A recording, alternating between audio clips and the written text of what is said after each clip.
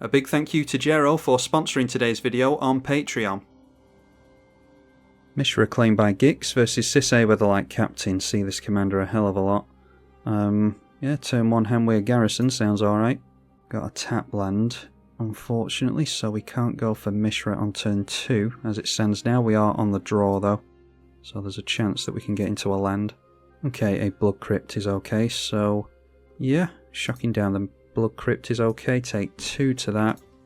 Play out the Mana Crypt and the Hamweir Garrison. Ready to start making tokens next turn. And seeing from Sisay, might be a vehicle deck. Archie, Acrobatic Coupe. We take 3 damage to the Mana Crypt. And see a Shizo, so getting a couple of untapped lands into play is good. We'll play out the Shizo, and then we can get down the Mishra. So Hamweir Garrison is going to trigger here. The Mishra can go on the stack first just to get into the habit of doing that. We only drain our opponent for 1 here. Hamweir Garrison makes a couple of tapped human tokens. We will keep those. And our opponent scoops. Up against Atraxa this time, and likely going to get into a worse hand. The Vamp Tutor into some fast mana again might be alright, although struggling on colours there. So do we just have to go for a land with Vamp Tutor? We'll try it. On the draw again, and it is a Swiftfoot Boots this time, so obviously Swamp into Vamp Tutor. Our opponent just holding up a black and a white source here. So let's go for just grabbing the Badlands, should be okay. So drop the Badlands here, and we might as well throw down Swiftfoot Boots. Okay, managing to fix their colours here. Could do with another land for their commander, obviously. The Mana Crypt doesn't help them with their land, at least. With their commander, even. That does, though. A Sky Shroud claim, so down to 4 cards in hand, but a hell of a lot of mana. Taking 4 damage from the shock lands. And then an Astral Cornucopia. Pretty good hand from my opponent, down to 3. And that will tap for a mana of any colour. Obviously they can proliferate the counter on that to force it to make more mana. And a Wayfarer's Bauble for us. I think we're fine to play and crack a Wayfarer's Bauble.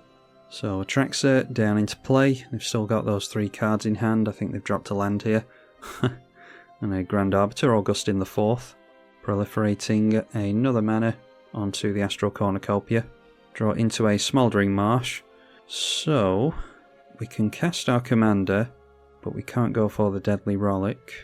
So do we just go for setting up with the 2 smaller creatures here? So yeah, just go for the Legion War Boss. I don't think it really matters which one we grab here. So that's 4 mana thanks to the Grand Arbiter, Augustine the 4th. Put the Swiftfoot Boots onto the War Boss. And then we have to swing in with the Goblin token it makes, but that's just going to die to... This should block with the Atraxa that has lifelink, but they let it through for whatever reason. A Norn's Annex. I don't think our opponent's drawn into a single bad card against us yet.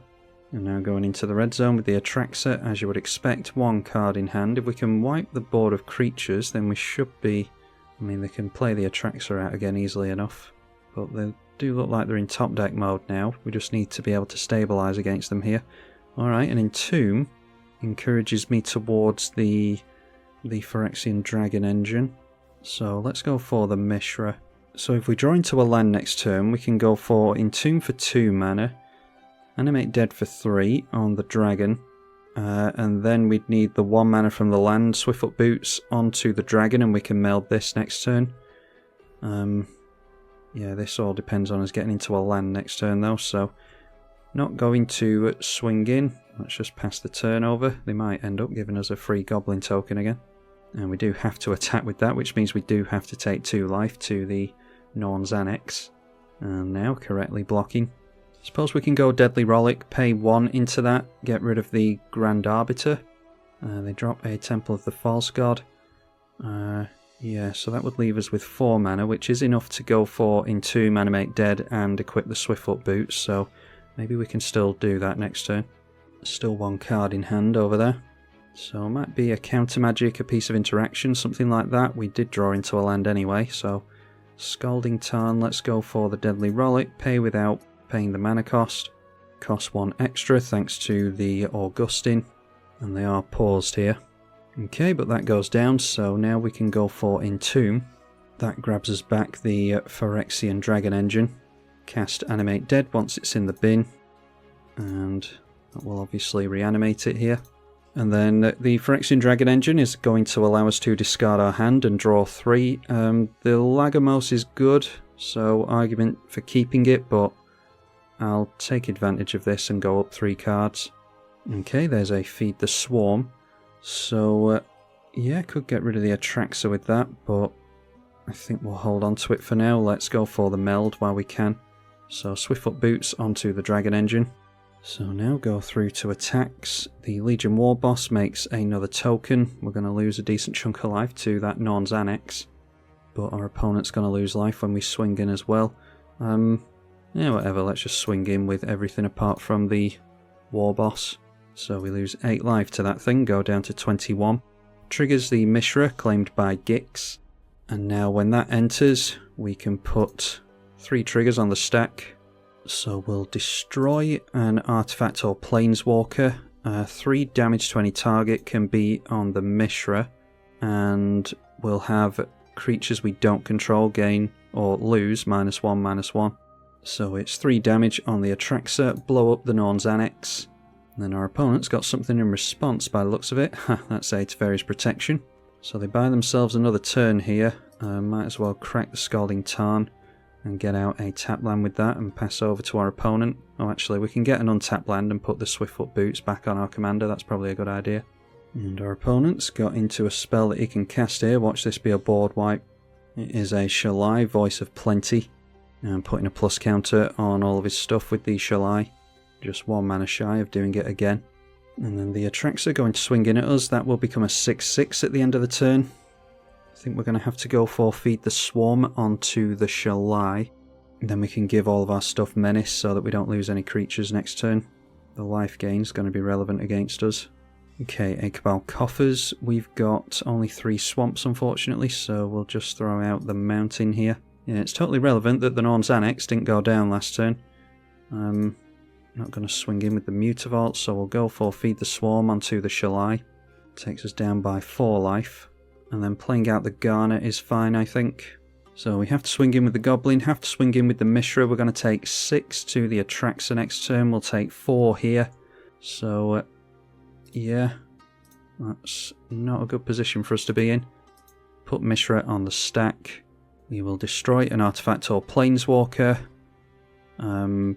It can be Menace and Trample on our creatures so that they can't block and gain life. And then 3 damage straight to our opponent's face it'll have to be. I don't think we can quite outrace our opponent, but we might be able to. All depends on what we draw next turn, really. I think that Teferi's Protection might have saved our opponent. Swinging in now with a 6/6, that will take our opponent up to 35 again. And still just holding 1 card in hand. The Atraxa jumps up to a 7/7. Okay, Vile Entomber I don't think does as much good. Drop the Cabal Coffers. So I suppose we can just go Vile Entomber, put the Anger in the bin. We're not doing anything else this game. If we draw into more Entomb effects after we've already melded, then we do have a Villis and other creatures that we can reanimate, but obviously we're not in a position to do that at this point, so things like Anger can be useful as well. So now all of our stuff has haste. We will animate the Mutavault, might as well. Everything's going to have Menace anyway. And then Legion War Boss triggers. Don't have a sack outlet unfortunately, otherwise we could swing in with everything here and then sacrifice a bunch of attackers to the Garner and deal a bunch of damage to stuff. Anyway, Legion War Boss triggering puts a counter on one of the Goblins. Mishra once again going on the stack, so we need Menace and Trample on all of our stuff. We'll do 3 damage to our opponent's face and have him discard 2 cards as well. And just holding on to a land as he should to make us worry about that. We ain't going to play around anything our opponent did here anyway, because there's nothing else we can do other than swing in and wait for our opponent to swing back at us. Trying to block, we do have Menace on our creatures, so he'll have to take it here, but I don't think he goes down anyway. Alright, getting him down to 8, that's not bad considering our opponent had a much better start than us. And that Teferi's Protection definitely saved him, having to pay a bunch of life into the Norn's Annex and have him not take even more damage. I'm not sure if it was as much as 8 damage that he protected himself from, but yeah, the Mana Crypt becoming relevant as well, taking him down to 5. Our opponent going to play another spell. All he has to do is swing in here with Atraxa. That is a Spark double, making 2 Atraxas. So finishing us off, we would have gone down to commander damage if we had enough life to survive this anyway. So -2 life and 26 points of commander damage. Got to see a fairly quick melded Mishra, but our opponent was just way faster thanks to the fast mana. We'll try one more. Well, fancy my odds even less in this one. Up against Winota this time. We do have fast mana and both of our colours though, so no reason to throw that away. Go for Swamp into the Sol Ring on turn 1, then we can, yeah, probably go for Ogre Battle Driver. Oh no, we can't, we don't have double red. So, yeah, maybe just the Mishra then. Seeing a Mana Vol and a Phyrexian Walker from our opponent, so we'll likely see Winota really quickly. A Scalding Tarn for us, yeah, can just get down the Tainted Peak. Throw out the Mishra. A Mana Confluence from our opponent, there's a Lotus Petal as well. So Winota hit in play, swinging in with the Phyrexian Walker and a Professional Facebreaker that has Menace, so we'll just block the Phyrexian Walker here. And they're going to need a non-creature or a non-human creature. Making a treasure token with the Facebreaker. Alright, there's a Felwar Stone for us, so that'll leave us with 4 mana. So I suppose we could go Ogre Battle Driver just in case we draw into the dragon. Yeah, okay, it accelerates our mana and gets a haste enabler on the board. Can make any coloured mana with this thanks to the Mana Confluence. Play and crack the Scalding Tarn. And we'll hold both of these creatures back so that we can block the Professional Facebreaker because they might be eager to ramp with that. 3 cards left in hand at the end of our turn. Okay, a Skyclave Apparition they'll be able to start swinging in with next turn. And it is the Ogre Battle Driver that they go after. So luckily we've still got the Urabrask as a haste enabler. And the Professional Facebreaker can menace its way through us now. Alright, a Luxury Suite. This was actually built as a multiplayer deck, so forgot about the Luxury Suite. Obviously that's always going to come into play tapped here. So let's go for the Urabrask again. Once again it's a haste enabler and we can make decent blocks that way. Obviously the Urabrask here has the creatures come into play tapped on our opponent's side of the field as well, which might be relevant because you'd think Winota would want to get hasty non-human creatures in and then swing in with them straight away, which won't help with Urabrask in play. Cracking one of the fetches to drop a 3 mana spell here, so Recruiter of the Guard comes into play tapped, but it does allow them a tutor. Okay, and they don't like the look of anything there, so passing the match over. That's not particularly how I want to win a match, so we'll try it once again. Mishra up against Moritte this time, and yeah, we've got some ramp and some lands, so definitely keep that one. We can control the board. If our opponent goes really fast, then Toxic Deluge should help us out. We are on the draw as well. An Ogre Battle Driver on our turn 1, so just throw down the Sulphurous Springs and pass. And then after the Temple last turn, they can now exile and suspend to a Search for Tomorrow. And we draw into a Graven Cairns, which will fix our mana nicely. We'll just drop down the Felwar Stone here. Trinket Mage then from our opponent. They can go for what's likely a Sol Ring. And that's exactly what they search for, so we expect them to play that next turn. A Cabal Coffers, so we keep drawing into lands. I think it's still worth going for the Ogre Battle Driver though. So let's get down the Blinkmoth Nexus so that we don't have to worry about summoning sickness. Search for Tomorrow, getting the last time counter removed, so managing to get a Forest into play with that. Casting the Sol Ring. Undo Giant now, we'll ramp them even further. So not sure what type of deck this is yet. Our opponent's got 2 cards left in hand. And yet another land for us, the Marsh Flats. Will be the first swamp that we get into. For the Tainted Peak though, we can make it a tap land as well, so play out the Marsh Flats. And I think it's best if we get the Fable of the Mirror Breaker going, because we'll be able to rummage next turn and actually get into something relevant. And the Goblin enters play, turns into a 4-2 with haste, and we can make a treasure token when it attacks. Yeah, I don't think it matters if we swing in here, to be honest. There's always a chance that we go for the Toxic Deluge, to be honest, so Yeah, let's make a treasure token, swing in with the goblin. They decide to throw the Ondu Giant away, which means we can still go for 2 life into the Toxic Deluge and get rid of the Trinket Mage if we want to. Yeah, pass the turn. Quandrix Cultivator, another 4 toughness creature. And now casting Moritte, so it's either a Trinket Mage or a Quandrix. And it is a 4/4 Trinket Mage that they go after. And with that, grabbing an Altar of the Brood, which they do cast straight away, so yeah, must be some kind of combo they're going after. I won't assume that the 1 card in their hand is part of this combo though. So crack the Marsh Flats for a tap land. And then Fable of the Mirror Breaker, we draw into another land yet again. So yes, we will certainly rummage, get rid of the Tainted Peak, and I really don't want to ditch the Cabal Coffers and then end up drawing an Urborg. We'll get rid of the Dragon Skull Summit as well. Get into another Swamp. There is a Fervor, which is another haste enabler, of course. So yeah, just drop the Swamp, play out the Fervor, and then we'll go for the Mishra as well and just keep our fingers crossed. And we end up with a 5/5. I think they are going to double block with Quandrix and the Trinket Mage, so not particularly interested about swinging in here. Playing a land into the Altar of the Brood. It is an Esper Panorama, so they'll be able to mill us another card. Wouldn't have been the worst drawing into the Hanweir Garrison, but there are better cards. Not too worried about them milling a Vampiric Tutor from us. That would have been very useful.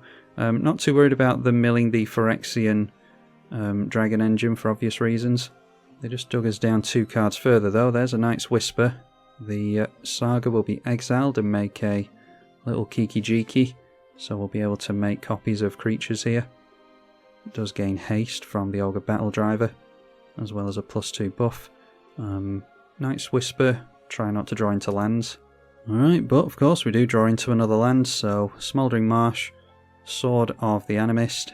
So I think going for the Smouldering Marsh is okay here, just to get down another swamp and a tap land, slowly making the Cabal Coffers more relevant. And we'll continue to go slow here and play out the Sword of the Animist. I'll put that on my commander, and then next turn we can start swinging in with Shizo. Not swinging in again because I think our opponent will be willing to get rid of the Moritte and then recast it again for the Trinket Mage. That is a Sprouting Vines. Search for a basic land, reveal it, put it into your hand, and that has Storm. So 3 basics in their hand at the moment. We'll try and keep track of those. Milled a Cursed Mirror, and then casting a Gaia's Blessing, shuffling 3 cards from graveyard into library and drawing a card. So 2 basics and a mystery card in hand at the moment. We cannot stop drawing into lands. Right, okay, so it's Shizo. Give our commander Fear, and then we swing in with the Mishra. That triggers the Mishra. We will drain our opponent for 1. The Sword of the Animist is going to continue to make the Cabal Coffers become relevant. Should have swung in with the Blinkmoth Nexus as well, actually. A command tower being milled on landfall this time. I think that was another forest. Oh no, it wasn't. It was the Bamp Panorama, so they've still got 2 basics. A Binding of the Titans. Each player mills 3. They get rid of a Rishadan Cutpurse, a Fierce Empath, and a Forest, grabbing from us a Mororg, which is ironic considering all the lands that we keep making. A Reanimate and an Arcane Signet, about to mill another one with the Altar of the Brood, getting rid of our Sol Ring. Then cracking the Bamp Panorama will have us mill again. And it is a Scalding Tarn, which I wouldn't have wanted to draw into. Okay, a Meat Hut Massacre, so another board wipe I don't want to cast. So let's just play out the Cabal Coffers finally. We'll tap and animate the Manland. That can be a 1/1 flyer. Then let's go Shizo again onto the Mishra. We'll continue to grab swamps out of the library. I suppose I could have made a copy of the Blinkmoth Nexus with the reflection of Kiki Jiki. So Mishra going to drain our opponent for 2. The Lord, or Sword, not Lord, of the Animist is going to make another swamp. Binding of the Titans goes up to Chapter 2. Exile 2 cards from graveyards. For each creature exiled this way, gain 2 life, so getting rid of our Mororg and the Hanweir Garrison. We do have a little bit of reanimation in this deck, so that is relevant. And then they played Yeah, see, this is why it's important. I've said it a few times on the channel, but for anyone who hasn't heard it, it's important to have your basics match, I think. Because I now know, thanks to dropping this basic, that our opponent just top decked a land, so we know that they still have these two basics in play, or in their hand, so they can't play anything else. Still holding back. This is quite a stalemate. At least we can do something, even if it is very, very slowly. Alright, Necropotence, that changes the game. Our opponent might scoop to that. So let's animate the Inkmoth Nexus, or Blinkmoth Nexus. Make a copy of it with the reflection, and then Shizo on the Mishra again. And we'll just play out the Necropotence, get out the Luxury Suite tapped while I remember. Oh, and it comes down as a Blinkmoth Nexus that I should have animated there. So I'm making mistakes left, right and centre with this manland. Missed out on a few points of damage here actually. Well, it's all part of learning as part of the first few games with this deck. So another swamp into play, and we go up to just one shy of our starting life total. Just hoping that my opponent doesn't scoop to the Necropotence here. So tap down at 6 mana from the Cabal coffers. That is a Necropotence. We'll just put 10 life into this. So we go down to 29. We've got 3 black mana floating, so I'm just going to put... yeah, I'll put nothing into X on that. We'll just have the enchantment in play, because we're going to have to discard a bunch down to hand size anyway, so that just makes it a bit easier. Our opponent hasn't scooped yet, so I do appreciate that. And there we see the Phyrexian Dragon Engine. We were still a good few turns away from it, so Necropotence really helping us out here. The Blinkmoth Nexus land gets exiled. And still drew a lot of lands in all that. So we'll just get rid of a bunch of lands from our hand. Drew into another manland in Mutavault. The Vile Entomber can probably just go for the Anger. Dockside Extortionist as well. Level 3 on the Saga is return a target creature or land from graveyard to hand. So they've gone for their Fierce Empath, which allows them to tutor, and they'll likely be able to just play whatever they tutor for here. We can see they've played that basic now. So casting the Fierce Empath, they've got one card that they drew into this turn. And I dare say that's what they drew into this turn, a Merfolk Windrobber, because we know they've got an island in hand. Oblivion Sower is what they have tutored for, so probably going to cast it this turn. Alright, just sacrificing the Merfolk Windrobber, that will draw them a card. So casting the Oblivion Sower, hopefully. I mean, we've got the Dragon Engine protected, but I'm hoping that we don't see the Anger exiled here. Altar of the Brew continuing to trigger, might have to go Vandal Blast soon.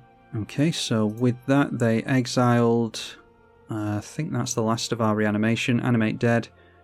The Hanweir Garrison is in exile as well, so they must have got a decent number of lands from us. The Urborg's in play, so that switches on our Cabal coffers.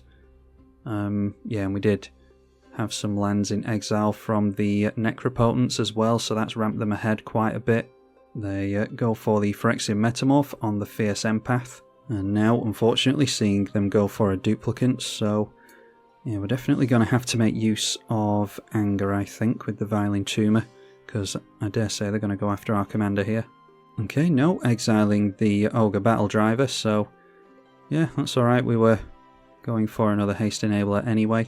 Okay, so that was an explosive turn from our opponent. We'll get down the Mutavault, so that again we're not worried about any summoning sickness on that. Tap down the Cabal coffers is 13 mana. Convert one of that into double red. Let's go for the Vile Entomber. I'm thinking with the 6 toughness on our commander, we can go for a decent Toxic Deluge. This thing will stay in play, but we can Lightning Bolt it this turn, so that will clear our opponent's board. Haven't actually looked in my bin yet. Anger might not be there. Yes, it is in the bin, or in our library, so we'll put it in the bin. And then we only stand to make 3 treasure tokens with the Dockside, so it still gains us mana, but I'm not going to bother with that, I don't think. Let's go Reflection of Kiki Jiki onto the Vile Entomber before these two things get blown up. So we get another copy of the Vile Entomber, and I'm not entirely sure what I want here. Yeah, because we've lost our reanimation stuff now, haven't we? So I don't think there's really anything all that relevant in here now. Let's just throw a land in the bin. so that we're less likely to draw into it. Then we'll cast Toxic Deluge. We'll put 5 life into that so that our commander survives. And we'll have to make sure not to unequip the Sword of the Animist. The Meat Hook Massacre becoming relevant. Our opponent loses life, we gain life. And then we can cast the Phyrexian Dragon Engine from our hand. And I suppose overloading the Vandal Blast is fine. Our opponent's in top deck mode anyway. And we can animate both. Oh no, we can't. We can't animate the Mutavault, so should have left that untapped because we were always planning on having haste on everything this turn. Missed out on quite a few points of damage with the Manland, so I have to be more careful with those. And then we swing in, and the Mishra, as well as the Dragon Engine, will meld. We'll search up with the Sword of the Animist, and only have 1 mountain left. So the Mishra melds, we will deal 3 damage to the Eldrazi. We'll create a couple of tap treasure tokens, because I don't think anything else is really relevant. You've already wiped the artifacts, so we'll have them discard the 1 card that's in their hand. So they discard the island, get rid of the Oblivion Sower, they will take 10 damage here. And then we will re-equip the Sword of the Animist. And we'll take some life to Necropotence. We're at 35 again, thanks to all this life gain. So just going to refill my hand up to 7, and we'll pass the turn straight over. Okay, thanks to stripping our deck of lands, we're actually drawing into non-land stuff finally. Have a Feed the Swarm. Goblin Engineer isn't really relevant anymore. Garner. A Loyal Apprentice obviously makes more attackers. And a Talisman. Quietly confident we've got our opponent here, but we'll see what they draw into. Cracking the Myriad Landscape. Suppose they could have done that during the upkeep to help keep them from drawing into lands. And it is an Undead Alchemist, so really going after the mill on this. And then getting down their commander again obviously becomes a copy of that, so they have a 4-2 and a 6-4. And then just deciding to scoop it, so they know that we've got them next turn. We can Lightning Bolt their creature out of the way, and we can remove their commander as well, so we get them with our melded Mishra next turn. Hopefully you all enjoyed that video. It took quite a while to get a half-decent Mishra game. So hopefully you all appreciate the time and effort that goes into making these. If you do, then you can follow the link through to Patreon in the description below, where a few of you support me financially. Huge thank you to those of you who do that. If you can't support financially, I understand, because these are hard times that we're in at the moment, so just leave a thumbs up on the video. That will help with YouTube's algorithms and hopefully push it through to other potential viewers. I'm tribalkai. Thank you for watching.